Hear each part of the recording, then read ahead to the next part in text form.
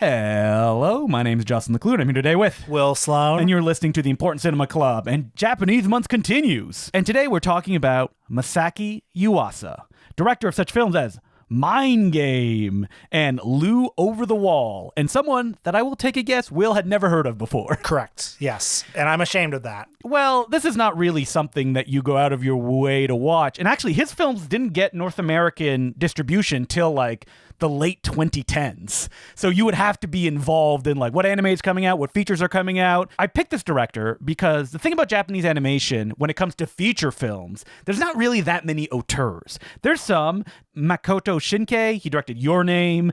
Mamoru Hosoda, he made Girl Who Leapt Through Time, Summer Wars. Hiroyuki Imaishi, who did Dead Leaves and Promare, and I really like that guy. Oh, hey, I know a few. Satoshi Kon. Yeah, that's right. Hey, have you heard of Hayao Miyazaki? I have, yes. Yes, I know him.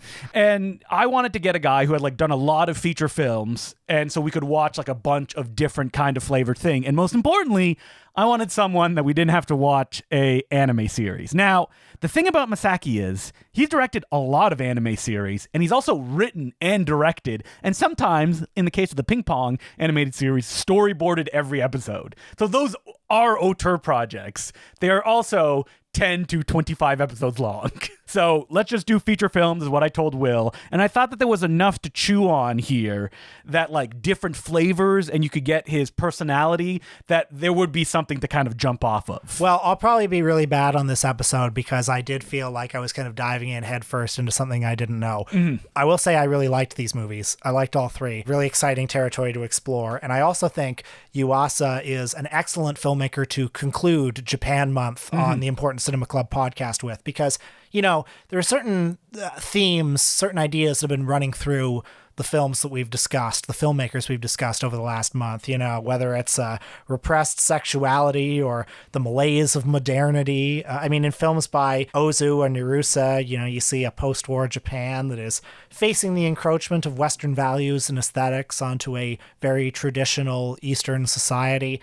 And now here's this filmmaker where all of time and space collapses, where Western and Eastern influences come together into this great big soup where the past and present live side by side. I was looking up some interviews with him, and I have a quote that he did when his recent film INU-OH came out. He was asked about his influences, and he said, "I was inspired by many different things: hip-hop and shuffle dance, gymnastic moves, ballet, MC Hammer, Jackie Chan, Carl Lewis's Jump.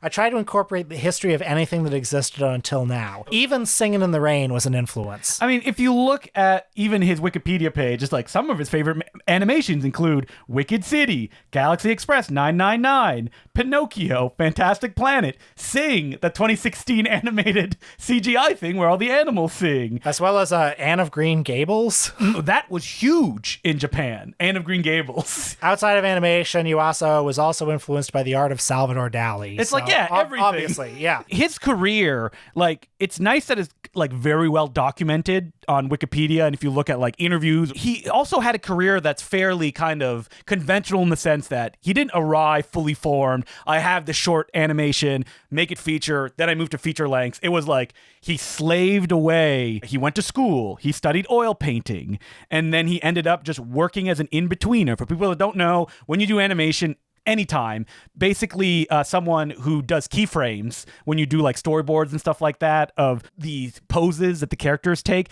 In-betweeners is the shitty job of drawing all the frames of animation between those keyframes. So you don't have that much creativity. I mean, it's still creative, but it's also known as kind of like grunt work. So he worked in the 90s on a lot of popular mainstream animated shows, most notably Chibi Maruko-chan, which was a big hit at the time. By the end of the 90s, though, his independent short films had established him as something of an innovator. Some of them include Noiseman's Sound Insect, and others called Cat Soup. Mind Game from 2004 was the big breakthrough, though. And this is a movie that, like, really kind of announces the vision, which is, for want of a better phrase, everything everywhere all at once. Yeah. I mean, when I saw this movie in the early 2000s, I was like, whoa, I haven't seen animation like this, so sprawling and so imaginative and not going in any kind of expected direction. And this is typically the kind of movie that I admire more than I like, because it's like, it's one of those things where like, if everything's awesome, nothing is awesome. That said, I really enjoyed this movie because there's always something really cool to look at. I would say, though, that what it does, especially on rewatches, is it does slow down a lot in the middle. And I think it's a very conscious effort where, you know, this is a manga adaptation. He was approached by Studio 4C, which is a big famous animation studio. I'm going to say some animation studio. Will look blankly at me. Everybody listening will be like, oh yeah, I know those people, because even I recognize these kind of production companies. They all have their particular style, and Yuasa just jumped in between all of them. And so like Mind Game, it's interesting to see this film and then see the films that we're going to talk about a bit later on, because he is adapting his style to kind of fit whatever the material that he's doing, whether it be original, like a lot of his series, or it be this, which is based on a manga. So like the kind of sketchy style that he described as, you know, we want audiences to think that like not too much work went into it, that it almost like slapdash, even though a lot of work went into it. And the way that in Mind Game, he also tries to utilize like live action pasted over the faces when there's a moment of like really strong emotion. And that's just one of the animation styles that this employs. I mean, sometimes it's very state-of-the-art 3D. Other times it looks almost like pencil drawings. Among the many influences, or at least the people he's been compared to, have been Tex Avery and the Fleischer brothers and Bob Clampett. Those old Hollywood animators where everything was always in motion and faces would become, when there was an emotion on screen, the faces and bodies would contort to that emotion. Yeah, see, the thing with computer animation, which Yuasa has been using, I think basically since his feature film career started, is that there's often a stiffness to it, because you can always keep characters on model when you're animating in computers. So if you watch something like Cuphead on Netflix, which is trying to imitate that Fleischer style, it doesn't work for me because it feels weirdly stiff. It feels wrong. And Yuasa somehow finds the tools and the style to go beyond that. Like, you don't watch his films and go, oh, it's got that computer feel to it. Yeah, it's true. And I'm curious what you think about this. Like, I remained engrossed and involved in these movies throughout, even though, like, a movie like, I don't know, Heavy Metal, where it's like an anthology film where a bunch of different animation studios work on it. This has a similar sort of effect of that, even though it was just like one guy directing all of these different segments. It feels kind of like an anthology film that a bunch of people worked on. And yet there's this, I don't know, coherent through line. Something carries me through. I ride the wave of this movie throughout. Literally and figuratively when we're talking about Mind Game. Right. And I'm curious why you think that's the case. I think that Yuasa just has a grasp on the emotion of his characters. Like, so the plot of Mind Game is there's this doofus guy who meets a crush that he had back in his school days, a very big-bosomed woman, the way that you would describe her, and through a bad situation involving Yakuza, I mean, just describing the plot of Mind Game, he dies and he goes to heaven and he meets God. And he doesn't die in just any old way. He gets shot up the ass. Yes, he does. But yes, he goes to, I don't know if it's heaven or it's purgatory or something. But then he comes back, there's a big chase, and they all end up in the belly of a whale. Yes, and then they spend the rest of the movie in the belly of the whale. And like, what happens in the belly of the whale? Like, everything and nothing, and just it's this nonstop like sensory overload. Well, I think like Mind Game, the title is also about, especially when you get to the end of the movie, what they're telling you is like, these are possibilities. Like, there's a montage in the movie where you realize like, oh, this is not like a flash forward or even a flashback. This is like anything could happen if you go down these paths. And like, thematically, I feel like these movies are kind of, again, everything and nothing, in the sense that, like, in terms of analyzing them, what they're saying is sort of like right there. It's on the surface. And this is not to like downplay what they're saying. The form is what is the message of the movie, Well, like Mind Game, it's literally like a character goes, oh, I just want to be part of life, whether it's good or bad. I just want to be able to do things. And then to do that, you have to literally run up a wave for 10 minutes. Right. And like, I don't sense a great deal of subtext,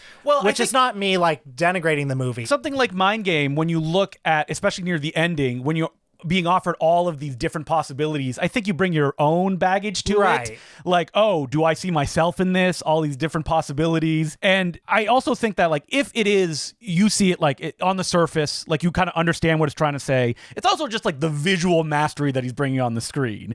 That if it contextually kind of hang on all the entire way, like by the end of Mind Game, I'm like, woo, yeah, I'm into what is happening, no matter how silly the kind of like summary may be. And there's a lot of feeling, you know? I mean, that's all that his animation has. There's no ironic distance from any of this. And I think that's important. And I think that when you compare him to all of those wild, different inspirations, if he does all of these, and it's not just a kind of, look, I know these things, but his interpretation and also doing them in an emotionally honest manner, I think that's more than you get from American animation, which most of the time, I mean, Pixar, you know, they're emotionally honest, but as we go deeper into them, they're also just shameless corporate product. Right. And they also like really hit very expected beats. I mean, some of the Pixar movies, the later ones, are like beautiful. I mean, they're at the top of their field when it comes to technology. But they don't feel like anything can happen in them. Yeah, and they're also stylistically kind of straitjacketed. Like they all look the same, and they have a house style, and they're going with that style. And there's something kind of liberating about these movies where they can go in any direction, and you just have to let the movie work on you. You have to let it wash over you.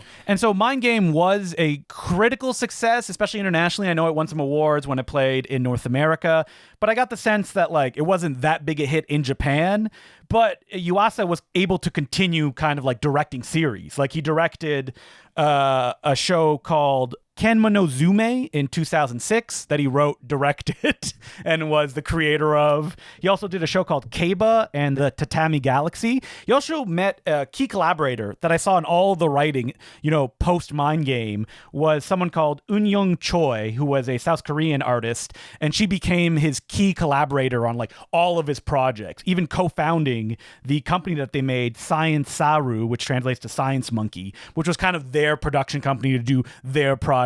And it's wild to hear that he directed all of these series, and then when he started this company, they like ran it out of a house and only had like a handful of employees. How similar are the series to the films? Stylistically, they're like oftentimes jumping off of what they're adapting. I can say I haven't seen like Kenma no Zume. The Tatami Galaxy is an adaptation of the same novel that The Night is Short, Walk On Girl, the same author, in the same universe as well. So it's like a very particular style, like those white faces. But then Ping Pong looks like the art of the artist that did the manga. So like he's very flexible as a filmmaker of changing his style, but also still keeping that elasticity that, you know, makes it what it is. He's a hard filmmaker to talk about, I think, just because, you know, when you talk about, sorry to cite the most famous example, but Miyazaki, you kind of know what a Miyazaki film looks like. Yeah, absolutely. You know the sort of consistent feeling that they evoke. Whereas these, yeah, you can't pin them down to any one style. You can't even really pin them down to any couple of themes, except that they are everything. Yeah, like I think that thematically his obsessions are like music. All of his films are about that. They all have a musical number. Also a kind of humanism and optimism. Like even Mind Game, the original manga, not everybody made it out of that whale at the end. And he thought it was important that it had to be kind of like a global, we can all do this together message. And I mean, he's also clearly obsessed with sort of like cultural cross-pollination and with, I mean, I'm just thinking in the later film INU-OH, where, you know, it's about this practitioner of ancient Japanese no theater who is also like a rock star, and you know he's like shredding on his lute, you know, doing a 30-minute rock opera. Like that's the kind of headspace that he likes to live in, where there are no distinctions between time and space and high and low and all that. Yeah, and I also think it is some kind of like maximalism to his style, specifically in the other film I told Will to watch, The Night is Short, Walk On Girl, where this is a movie that like it doesn't even start with like opening credits. It's like, you're in. All right, let's go. Okay. So this one, again, I like this one too, although man, my head is spinning after watching all three of these in short succession. Like I'm forgetting which one was in which movie, but this one, okay, like Mind Game, this one, Night is Short, Walk On Girl, is about this college boy who's hopelessly in unrequited love with this girl. He's a senior, she's a junior. They end up at this book convention. Well, I mean, to go even further back, the whole film takes place over one night, but like a million things happen over that one night. Like, I think the inciting incident is that the young woman wants to get drunk, is her mission to feel more like an adult. Yes. Which is the motivating factor as she wanders through the night. Oh, and there are perverts everywhere. Oh, everywhere there's perverts. I mean, listen, Japan once taught us anything other than that. Yeah, I mean... Based on all the entertainment that we watch. Or are we the perverts? Because this is what we decided to watch. All I know is that there were some listeners who did not care for us talking about Lolita vibrator torture on the last episode. I mean, a lot of them watched it after we talked about it. And so The Night is Short, Walk On Girl has a completely different style than Mind Game, where all the characters are much rounder and the world itself is extremely stylized in, I would say, almost like a Fleischer style. Like, feels like the buildings could be like bounce and move as characters walk through. Well, and in some cases, like, the buildings themselves have emotions. The buildings themselves feel and express. So the film starts like super stylish with like cutaways to like abstract colored kind of illustrations of what characters are talking about. And as the movie goes on, we meet supernatural characters, other characters who have gigantic control units that know everything. The reality of this film is very tenuous and elastic, which is like most of his films, except maybe the last one that we watched. And The Night is Short, Walk On Girl is at the extreme version. Well, the last one, INU-OH, I mean, it's strange to say that of the three movies, this is the one that feels the most grounded. Absolutely. Because, again, it is about an ancient traveling musician. Yes, who has a gigantic arm and has a disfigured face. And is a rock star. Yeah. He has this partner, this dancer who, wears a mask the whole time because he has this monstrous face that no one can see. But, I mean, the style of it, there are a few more things to like hang your hat on, I guess. And now this is again an adapted work, and I mean, I don't know why he adapted this specific one. The theme of music and stuff like that continued through it. It is a little weird though. Like, it feels like an attempt of him going, all right, I want to do something more grounded, in the sense that like not anything can happen. But then like 40 minutes in, he's like, let's just do a 30-minute musical number, right? Well, this does seem to be the one that has been the closest to an international breakthrough for him. Like, he actually did have an international breakthrough. Like, his films were being released by G Kids in North America.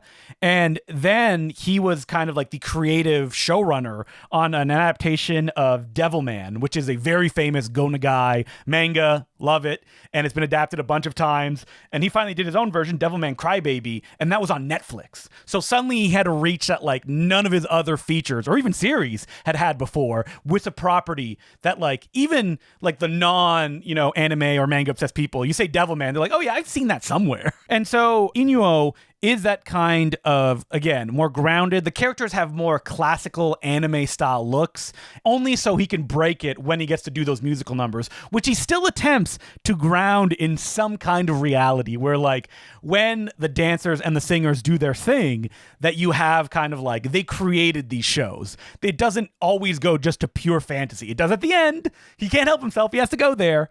But, for most of the time, it's interesting to see him try to give himself these limitations. You saw some of his other films as well? I did. I saw Lou Over the Wall from 2017, and this was supposed to be his feature following Mind Game, and he actually was in production with Lou Over the Wall and The Night is Short, Walk On Girl, not simultaneously, but like one after the other, to the point that both of them were released in 2017 at the same time. Lou Over the Wall is interesting because I would say it's his most kind of like Fleischer-esque one, because the main gimmick is the main character who likes to make music. He meets a little baby mermaid who she likes to sing and dance. And when she sings and dance, she gains legs and can make everybody else sing and dance around her. And when they dance, they get like those round Fleischer faces and they do all their things. Lou Over the Wall was also his experimentation of like, oh, it feels like this may be the last one that I get to make. Cause I may be just trapped in Sears. So there's everything. There's like a big kaiju sequence where like a big killer whale thing rips down a wall. And it's all about positivity, ends on a big musical number, and of course, like almost all of his movie, a big wave, just water covering everything. I wish, I thought about taking notes of just all the amazing sights to try to describe them, but it becomes an exercise in futility to a certain and then point. this happens, and then this happens, and then this happens. The movies are just a continuing succession of incredible images. Even the more like mundane scenes just have like just the way the characters move, the way their faces contort. Like in New Over the Wall, when the movie starts, you just see like 3 human characters meet, and the way that they kind of like they just bend his arms, and one of the characters just kind of moves around. It gives a life to it that you don't even see in stuff like mocapped, where it feels wrong, but because Yuasa is just speaking the language of animation, that he is so like firmly entrenched in it and can just do it as best as it can. Like all these images, the way they play on screen is just fantastic. I also watched one, Ride Your Wave from 2019, and this felt him. Ride Your Wave. Yes. Okay. And he loves wave, folks. He loves waves. And this one there was a very popular film, I don't know if you ever heard about it, Will, called Your Name. I have heard of it, yes. And this was like, star-crossed kind of lovers thing, massive hit. And it felt like, hey, can you guys make films that kind of feel like Your Name? So out of all the films I watched, this was the one that was the most kind of like grounded. It's all about loss, kind of like Ghost meets Ponyo. A little too close to Lou Over the Wall. Like you almost feel that like you got some assets you can reuse on this movie. We need to pump something out. You mentioned that Mind Game wasn't all that popular in Japan. Like, has his standing increased in Japan? Oh, absolutely. I mean, just based on the series that he's made. So he said that he actually wants to step down from directing for a while. And I think it's maybe because he's been very overworked. Like you look at the amount of features that he made. 2 in 2017. In 2018, he is the showrunner on a TV show. In 2019, he releases another film. In 2020, he releases a whole series, the poorly timed Japan Sinks 2020. And then in 2021, he has another feature. So he's basically had like a major animated project every year. And that's not counting the ones he directed on the side here or there. All of them dense and stuffed. And if you're a particular age, you've probably seen his stuff, even if you are not familiar with his name or the projects that we mentioned, because he and his production company directed an episode of Adventure Time in 2014 called Food Chain. So like his style is perfect for Adventure Time. And the one that he did is just as wacky as all the other stuff that he's done as well. It's banal to say, but it's delightful the way that this like cultural cross-pollination keeps working. He takes a lot from the West and the West takes a lot from him. You know? That's right. I mean, hopefully he was paid for his work on Adventure Time. I'm sure he probably was, yes. I remember though in 2013, like he had to crowdfund a short that he was making called Kick Heart that was like 13 minutes long. 2013. Yeah, 2013. So that's why I was like, I guess he's never going to make a feature, that he has to like crowdfund to get something done. But it almost feels like he just needs to keep making, like he can't stop himself. So maybe that was just like, no one's going to give me money for this like short. Like where's the short going to play? But I want to get the company Production IG, which is like one of the big animation companies to work on it. So they raised something like $200,000 and they were able to make it on that, which even that budget, that's very low for animation. Well, this probably sounds as dense and overwhelming as the films themselves. So if you had one movie to recommend as the entry point, what would you say? Probably say Mind Game, because that's like his first one. It is very dense and wild, but I think that like after you've ridden that roller coaster, if you can connect with that, then you can ride anything else that he does. Maybe Lou Over the Wall, because that's like also the most cartoonish one, and the music is a way to get into it as well. Feels a little bit more kid-centric, but I kind of love this real goofy style. I tried to watch Devilman Crybaby on Netflix. It's really violent and like gross to the point that even me, I was like, okay, I'll get back to it. It's a little much when I'm trying to like streamline 10 episodes at once. Well, don't forget your special brownies, folks. That's right. Oh man, what were they smoking when they made this stuff? I'm curious to know though that like maybe someone who could speak better to like the world of Japanese animation. I was looking at like, what Japanese feature films were made that were released like theatrically or even OVAs. There's not that much that are not properties. Like there's like One Piece and other animation thing, but like people making original feature films like he is, no one is doing that. So like he is one of a kind just because of that he's capable of continuing to just directing and be an actual animation auteur, which is almost impossible in this day and age. So as per usual, you can send us letters at importantcinemaclubpodcast@gmail.com. And our first letter is from John Taflin. He goes, "Hey, fellas, thanks as always for the wonderful show, except that Hot to Trot Patreon, PU." What? You didn't like the Hot to Trot Patreon episode? I think that he meant the actual movie itself. Oh, okay. That episode, hilarious. I thought it was great. Yeah. Will be haunted forever thinking that a mule is a horse. Awful. And the letter continues, I was wondering if you two had movie theaters or festivals you aspire to visit someday. After hearing you speak so effusively about the Albion, I have to make my way there next time I'm in Toronto. Same with the Nitrate Film Festival in Rochester, New York. I live in Chicago, and we have what I consider a number of destination theaters for cinephiles, including Music Box and Facets, where you can see a wide array of rep and obscure foreign releases on tiny little screens. I'd personally love to see a film at the Kino International in Berlin or spend a week at the Mexico City Film Festival. How about you? Thanks again, John Taflin. Oh, well, the Albion Cinema, which he mentioned, by the way, is located in North Etobicoke, a suburb of Toronto, and it is the greatest Indian movie theater in the immediate vicinity, at least. If you have access to it, you should check it out.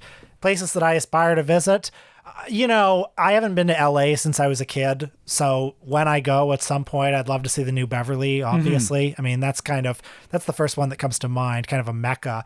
I think that sitting there in the New Beverly, their programming is amazing. Also, the sightline is very low. That when you're sitting, if someone sits in front of you, you can't see the screen. So what movie did you see? Did you see City Slickers? No, City Slickers 2, The Legend of Curly's Gold. I saw, it was a Brian De Palma film, Dressed to Kill. Dressed to Kill. Very nice. Yeah, and they played a themed Looney Tunes short beforehand that was clearly picked to play before Dressed to Kill. Loved it. Oh, fantastic. And anyway, aside from that, I mean, when I was a teenager, I used to fantasize about going to the Cannes Film Festival. And what a miserable experience that sounds like. I mean, it probably is. I don't really fantasize about that anymore. I mean, unless somebody was footing the bill for me and And they got you tickets to everything. And I got to be on the jury. Yeah. Then maybe it'd be fun. And then you could write an editorial where you're like, Cannes isn't what it used to be. Right. I mean, yeah, that's the thing. It's why would you cross an ocean and spend 2 weeks in an Airbnb so that you can watch I don't know, whatever, some the new Nicholas Winding Refn movie that's going to come out on Netflix in a week. Right, exactly. I'm trying to find the name, and I read about this in CinemaScope and Jonathan Rosenbaum has talked about it, that it's the Bologna Film Festival, where it's all about retrospectives and remasters of film, and it's 2 weeks long. Oh, I bet I'd enjoy that. Yeah. I mean, hey, I'd love to see a movie in Bombay. In Hong Kong, do they still do the midnight show? Probably not, right? No, I don't think so. But you know what? I don't know. Maybe they do. Let's be honest, there's not that many Hong Kong films coming out lately. That's true. Have you noticed that every new Hong Kong produced for Hong Kong audience film has broken the box offices of oh, this is the biggest film ever. It's they're very hungry for, local movies. It's almost as if, some governing body won't let them release them. Well, it's a high risk, high reward proposition to make a movie only for the Hong Kong market because it's a small market. Yeah. Well, when I say that, I just mean in Cantonese. Right. Basically. In Cantonese. And it's not a big Mandarin production. For me, I'm not really interested in any of the new, oh, you get to go to Sundance. Do I though? Here's the thing.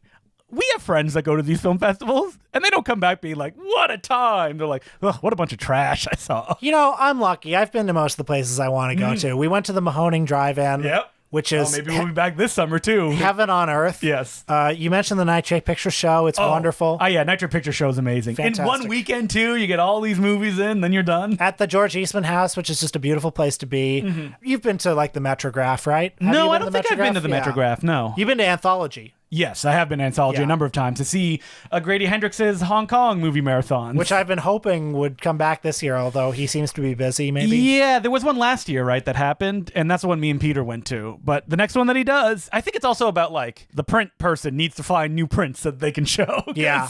They're all on film, and that gets tough after a while to, what is surprising and what can I get out there? I mean, we'd be happy with anything, so. But anyway, if you want to fly me out to your theater, I'm happy to do it. We'd be happy to go to, yeah. Is there any big ones? I mean, we didn't mention that many, but people let us know. Are there a giant movie house around the corner from you that we should visit? Yeah, tell us what are the greatest movie houses around the world that we should go to. I've been to the Cinémathèque Française. Have I ever told you that? Yeah, didn't you do it when you were in Germany? No, I went when I went to Paris when I was in my early 20s, believe it or not. Okay, for a week. I'm just smiling because you know what I'm thinking of. Let me tell you about the time. Oh, you think I'm Jonathan Rosenbaum? Yeah. Well, I only spent a week there. He spent probably 2 years? 2 very formative years. Yes. But no, you know what I saw at the Cinémathèque Française? I saw... Breathless? Even better. I saw Otto Preminger's The Human Factor. That is the ultimate Cinémathèque Française movie. Yeah, a late period. In fact, I think his last film, the last Preminger film, I couldn't have been happier. I mean, I look at stuff like the Cinémathèque Française does, and I just sigh with 10, 15 years ago, they did a complete Jess Franco retrospective, and Jess Franco was there. I would love with that. Lena Romay. But you know what? There are people in remote parts who wish they could go to the Lightbox, and we can do that if we want. And I go and I'm like, ugh. It's a little far for that movie. Well, we're going to be in Cinema 3, the little cinema. That's 4. Listen. If anyone from TIFF is listening, I just want you to know I will introduce a movie for you. We will introduce anything. At any time. Wow, we may be introducing something somewhere else in Toronto in April. Shh. That's a little hint of something that everyone needs to make the trek down to Toronto just for that when it gets announced. Anyway, yeah, let us know. Jump on the Discord. And what are the, like, not just us, but like people in the world you need to experience this thing, especially if you run a film festival that does something like wild and wacky or retrospectives.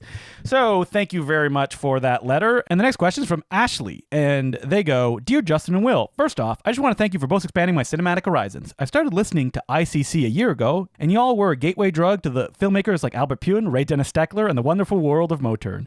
I really appreciate your spirit of curiosity and your disinterest in high, lowbrow distinctions when it comes to art.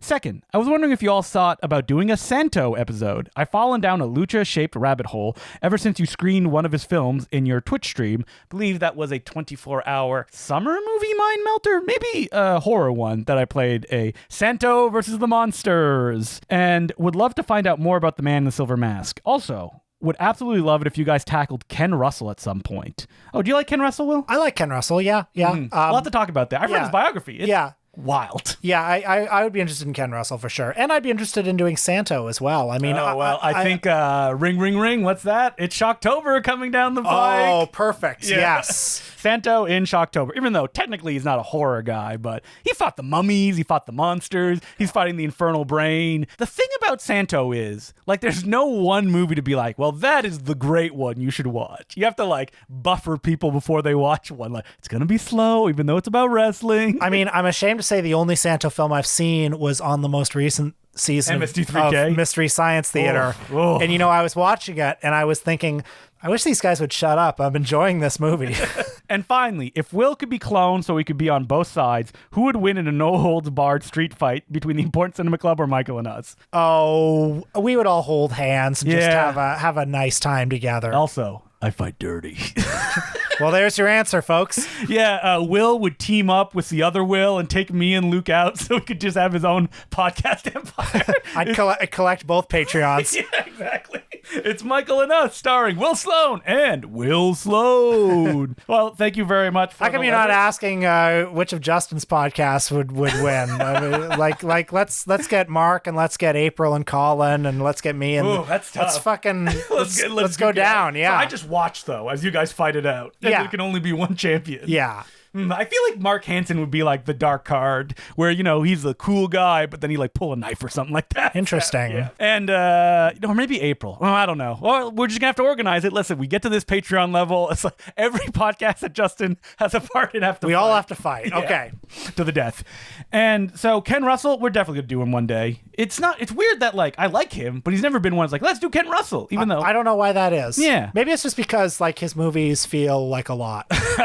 No. It feels Ken like Russell, a lot to watch 3 of those or 4 of those. Were you there when Ken Russell did the crustiest Q&A in the world? Yes, I was. This is one of the greatest events in Toronto film history. Well, first of all, I was there at Fan Expo like the day before, and he was just at a booth. He was? He wasn't one of the main celebrity guests. He was just at what was it, Rue Morgue who was hosting it? Rue Morgue, yeah. I'm walking down an aisle, and I look over, and here's this man who looks like that photo of Winston Churchill. Yes. Like, frightening, and it's Ken Russell. So I'll never forget that image. But then, the next day, they played the uncut version of The Devils, which has, I think, never happened before or since, at the Bloor Cinema, and Richard Krause interviewed him on stage. Yeah, Richard Krause wrote a book on the Devils. That's right. It was an amazing Q&A. He did not want to be there. He did not seem, but I understand that it was one of the better Q&As he's given. Really? Yes. Well, because at that point you want to be like, no Q&As with Ken Russell. Well, he didn't seem all there. No, he didn't. And like his wife would try to remind him of stuff, and he'd be like, "Shut up." But I remember there was one point when Richard Krause said, "So who are some of your favorite filmmakers?" And he goes, "Ken Russell." Yeah. And then Krause said, "Well, I understand that you've called yourself the British Fellini. Do you like Fellini?" And Ken Russell goes, "Yes, Fellini. He's an adequate replacement. So good. So good. So yeah, Ken Russell, and we'll tell that story again. Yeah, why not? Liven it up. As per usual, you can send us letters at porncinema@gmail.com. This week on our Patreon, the people want it, Will. We got to talk about it. Well, Warren Beatty has a new movie out. That's right. It's called Dick Tracy Special, Tracy Zooms In. We're talking about Warren Beatty's latest effort to retain the film and TV rights to the character of Dick Tracy. I loved it. Co-starring Ben Mankiewicz and Important Cinema Club favorite, Leonard Maltin. So check that out. Also, by the way, just Golden Ninja Video, we've got some new Blu-rays that are nearing completion. Did we not talk about White Zombie and King of the Bullwhip? Well, if we haven't, I just want to say that we just recorded our commentary for King of the Bullwhip. Great Western with Lash LaRue. Oh, great time. We also did a 25-minute video on the director of King of the Bullwhip, Ron Ormond. So I think those are going to start shipping very soon. Mm-hmm. So get beautiful 2K scans of these. And I'll say, for a limited time, the White Zombie Blu-rays are going to be 2 discs. One of the discs will be in a paper sleeve, kind of tucked in, because Phantom Ship, you get an HD version of Phantom Ship on another disc. And, saying it now, I haven't said this anywhere, it will have the Bela Lugosi featurette we did on Bela Lugosi Meets a Brooklyn Gorilla. Excellent. So everybody who missed out on that featurette is not anywhere. I don't think I ever posted it online. So you can get it on the White Zombie set. So do it now before I'm like, this is too much. I can't do 2 discs for all of these. And it just becomes 1 disc. You got goldenninjavideo.com. Yep, yeah. Check it out. And I mean, if you guys didn't see Golden Ninja Video on Twitter, we got something, not for a while, I will say, but... It's going to be good. It's going to be good. It's like the ultimate, it feels like, Important Cinema Club release. That it's crazy that we would be able to do something like that. Anyway, check out twitter.com Gold Ninja Video to find, maybe a little video of what that thing is. So next week, what are we doing, Will? Well, Japan month is over, so we're just going to talk about Chuck Norris. Chuck Norris, folks. Here's a guy that was very present, I think, when we were younger. Movies. Guys, Chuck Norris doesn't have a chin behind his beard. He has another fist. Oh, God. Yep. Well, those books of those jokes are now haunting all the youth bookstores until the end of time. Anyway, Chuck Norris, I don't think either of us are huge fans. No. But I'm fascinated by I've got him. a craving for him this week. I do enjoy the fact that he was a real martial artist. That they were like, well, you're a movie star now. And he won all these awards. And he's like, yeah, I guess I'm a movie star. I mean, he was such a martial artist that no less than Bruce Lee said, come fight me in a movie. Yep. So, and they're like, Bruce Lee's like, I just need someone that's the least charismatic, skilled martial artist I know. And he made a career out of it. And Chuck Norris, I think what's fascinating is he had a few DTV films in the 2000s, but he never had that kind of JCVD or even Seagal kind of hold of continuing to make stuff. He seemed to be content to yell his right-wing opinions when asked and just not doing anything else. So we're going to explore him, try to define whatever charisma it was that he had. Oh, it is none. It is, maybe the world was hungry for it. So, something to look forward to. Yep, we're probably going to talk about Lone Wolf McQuade. I mean... Maybe. Maybe we'll want to watch it. Slaughter in San Francisco. Let's do it. Lo Wei movie. I feel like he's barely in, even though he's on the cover. It's going to be bad, but I want to watch it. Yep. And something else. Yeah. So until then, my name's Justin the Glue. I'm Will Sloan. Thanks for listening.